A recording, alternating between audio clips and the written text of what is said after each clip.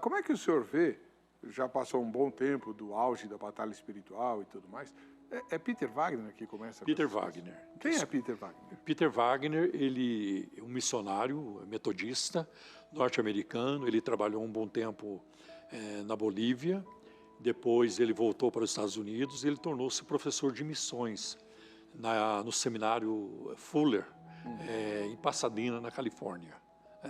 E houve uma época em que ele tornou-se muito amigo de um pastor de Yorba Linda, na Califórnia, chamado John Wimber.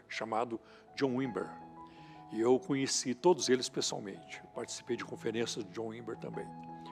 O John Wimber, na sua igreja, em Yorba Linda, na Califórnia, teve uma época que ele começou a orar pelos enfermos. Ele queria ver Deus curar. E depois de 9 meses orando, um dia uma mulher foi curada de dor de cabeça. E ele então ficou assim, exultante, ele e toda a igreja. Conseguimos um. E aí ele diz, né, que as curas foram aumentando, foram se tornando frequentes. Então o Peter Wagner e o John Wimber, eles se uniram para oferecer um curso chamado Signs and Wonders, Sinais e Maravilhas, no seminário Fuller, na Califórnia. E eu morava na América nesta época, né? E esse curso, ele estava no auge. Ele chamou a atenção de toda a nação, né? De repente, você tinha uma sala de aula com mais de 500 alunos, né? Misericórdia. Mais de 500 alunos. E os alunos aprendendo a orar pelos enfermos, a expulsar demônios, a orar em línguas, a interpretar línguas, né? A operação dos dons espirituais. Então, isso durou por um tempo. Finalmente, depois de alguns anos, o Fuller acabou com este curso, né? E o John Wimber, ele então formou um grupo, né, chamado, agora não sei se eu vou me lembrar da Vineyard. Um grupo chamado Vineyard, e esse grupo cresceu bastante. Então o Wimber, ele pegava assim, pessoas, pastores, e até leigos, e ele então viajava pelo mundo, Austrália, países da Europa, diferentes lugares do mundo, dando esse seminário, ministrando esses seminários chamados Signs and Wonders, Sinais e Maravilhas, né? E o grupo dele cresceu muito, né? Eu me lembro, na década de 90, eu participei de uma conferência da Vineyard, em Anaheim, na Califórnia, né? Foi a semana toda de conferência e eu fui muito agraciado por Deus de ter como preletor naquela semana Leonard Ravenhill. Ravenhill.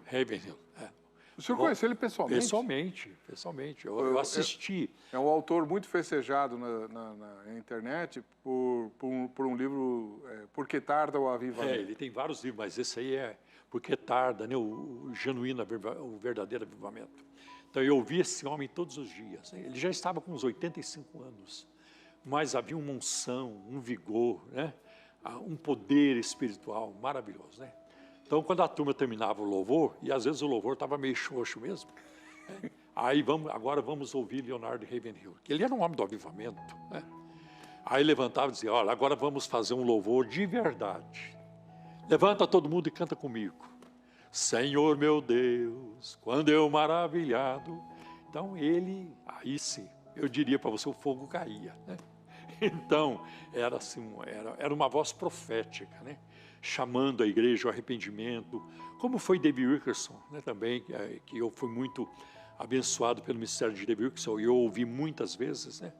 Então, eu participei. Bom, o Peter Wagner, então, começou com umas ideias de batalha espiritual, de oração de guerra, de Fivefold Ministries, né? O ministério de 5 aspectos, que Deus está restaurando nos últimos dias o ministério do apóstolo e do profeta. Não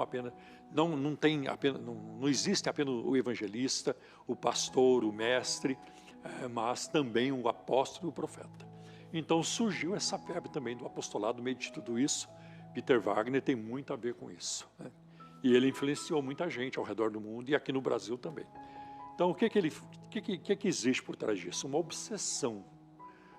É aquilo que você falou no início do programa, um fascínio exacerbado, né, desequilibrado e antibíblico pelo mal. O mal tornou-se uma coisa muito importante e passou também a ocupar um grande espaço na liturgia do culto, o que não é muito legal, o que não é bíblico e não é muito bom para a igreja. A doutora Neuza Etioca, eu fui aluno dela, ela foi uma das pessoas influenciadas por esse grupo? Com certeza, ela estudou no seminário Fuller. A Neuza Etioca, eu falo dela com muito respeito. Eu também. Embora eu não concorde com as suas doutrinas, Nem eu. né, mas eu a amo, né, falo dela com muito respeito e eu sei que ela me ama também, né, mas ela estudou lá. E lá no seminário Fuller, com certeza ela foi grandemente influenciada pelo Peter Wagner. E ela escreveu a tese dela, se não me engano, de mestrado ou doutorado, não me lembro exatamente, e ela fez a pesquisa lá. E ela transformou em livro chamado Os Deuses da Umbanda, né? Mas ela não fez acho que ela não fez muita pesquisa de campo, acho que foi mais mesmo um trabalho dentro da biblioteca e assim por diante. Depois sim. Pesquisa acadêmica.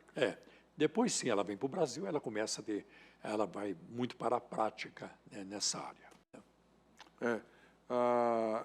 Bom, o assunto são os espíritos territoriais, mas, pastor, como é que a gente explica a fala do anjo para Daniel sobre o príncipe da Pérsia? Então, tem um teólogo chamado Jerry, deixa eu ver o nome dele aqui, Jerry Bridges, do professor de teologia, eu não sei se ele é vivo ainda, mas no Western Seminary, no seminário Western, na cidade de Portland, no estado de Oregon, e ele oferece uma informação interessante, uma opinião interessante sobre o que se passou ali no livro de Daniel, com o profeta Daniel e essa atividade sobrenatural ali. Ele diz assim: alguém vai procurar em vão pelo trabalho de estratégia de guerra espiritual nessas passagens. Está se referindo a Daniel capítulo 10, como também em outras, né? Ou mesmo em qualquer lugar da Bíblia. Embora Daniel apoie a ideia de identificação territorial de certos anjos, especialmente no capítulo 10, ele não apoia qualquer tipo de envolvimento humano numa guerra angelical. Longe de encontrar Daniel envolvido em oração de guerra, discernindo e orando contra espíritos regionais, vamos encontrá-lo frustrado pela ausência de resposta à sua oração. Há 21 dias orando, jejuando, não tem resposta, ele estava frustrado. Prosseguindo, Daniel encontra-se totalmente alheio à batalha angelical, até que a explicação apologética do anjo para a demora da resposta de Deus à sua oração. A visão de Deus nos capítulos 11 e 12 não é de uma guerra nos reinos angélicos, mas do surgimento e queda dos reinos ímpios do mundo até a vitória final de Deus. A visão foi dada a Daniel não em resposta a um pedido ou através de discernimento espiritual, mas em resposta à sua fé pessoal e amor a Deus. O papel de Daniel é encorajar o povo, lembrando-os profeticamente de que Deus vencerá as forças do mal no tempo determinado. Esta vitória acontecerá quando o Messias de Deus destruir os reinos ímpios como uma pedra, esmiuçando a estátua, enchendo a terra. Isso está em Daniel capítulo 2, versículos 34 e 35. Quando alguém semelhante ao Filho do Homem aniquilar o domínio do maligno para sempre. Isso está em Daniel 7, Daniel capítulo 7, versículo de 10 a 28. Não há qualquer alusão quanto a discernir, amarrar ou orar contra os espíritos maus cósmicos. Eu queria acrescentar, reverendo Heber, que muitas vezes nos cultos, né, aí meio desequilibrados ou obcecados com batalha espiritual, os pregadores faziam isso. Levanta o seu pé agora, vamos esmagar a cabeça de Satanás. Vamos agora esmagar a cabeça da serpente, né? E isso não é bíblico, né? Eles podem até citar Romanos capítulo 16, versículos 19 e 20, né? Mas isso é escatológico, né? O Deus de paz em breve esmagará Satanás debaixo dos nossos pés. Isso vai acontecer um dia, lá na frente, mas nós ainda convivemos com isso, né? É muito interessante o que a Bíblia diz em Hebreus capítulo 2,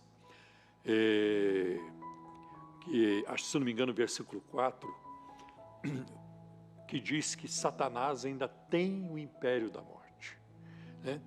Na Bíblia corrigida diz, ele teve ou tinha o império da morte, mas o tempo verbal no grego, e eu creio que a Bíblia atualizada, a Almeida, a revista atualizada, traduz certo. Ele tem o império da morte. Então, aquilo que você colocou no início, nós corremos dois riscos. Um de subestimar o poder do inimigo. Ah, ele não está com nada, ele não vale nada. O diabo comigo é na ponta do pé, né?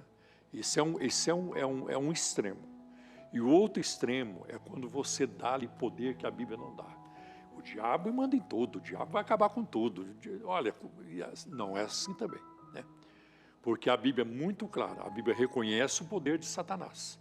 A gente vê isso em Atos 26, versículo 18, quando Deus diz para Paulo, para isto eu te chamei, para os converteres do poder de Satanás a Deus, né? Mas a Bíblia é muito clara em mostrar que o poder de Deus é maior do que o poder de Satanás. Isso não há dúvida sobre isso. E tem muitos exemplos na Bíblia sobre isso.